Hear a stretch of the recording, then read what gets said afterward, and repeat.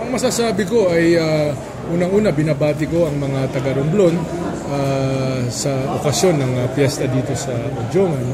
Nandito tayo para inaugurahan itong gusaling ito na kabahagi ang DILG sa pagpondo. Pangalawa, para i-briefing din ang ating mga mayors sa grassroots participatory budget. Ibig sabihin, magmumula sa kanila, magmumula sa mga komunidad, ang listahan ng kung anong mga project ang pupondohan ng national government. Sa taong ito, 178 million ang nakapaloob sa 12 bayan ng Romblon at sa susunod na taon ay lahat na ng 17 bayan ng Romblon ay makakatanggap nitong grassroots participatory budget.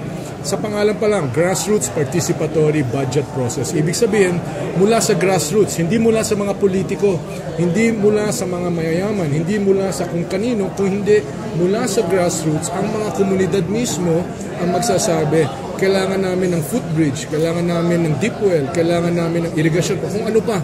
Kung anong pangangailangan nila, dadaan sa Local Poverty Reduction Action Council yan. Pagpasyahan nila yan, pag yan ang naaprubahan nila, aakyat sa national government yan, at yan ang popondohan ng national government.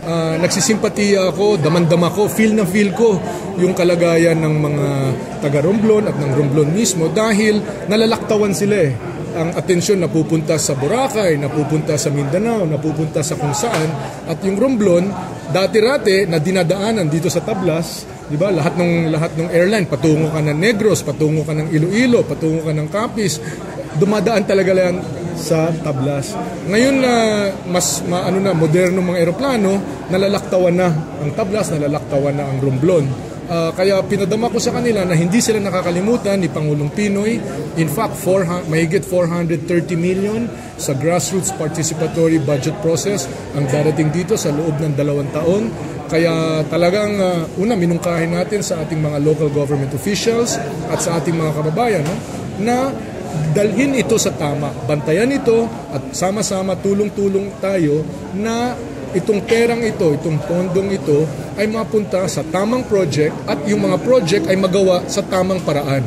Nang sa ganun, yung pakinabang nitong 430 million na ito ay mapunta sa mga taga-Romblon, sa mga mamamayan ng Romblon at hindi sa kung kanino lang na mangungutong dyan or kukuha ng kung anong porsyento dyan. Napakahalaga po, pera po ng bayan ito, dapat mapunta ang pakinabang sa mga kababayan natin. Maraming salamat po. Thank you very much.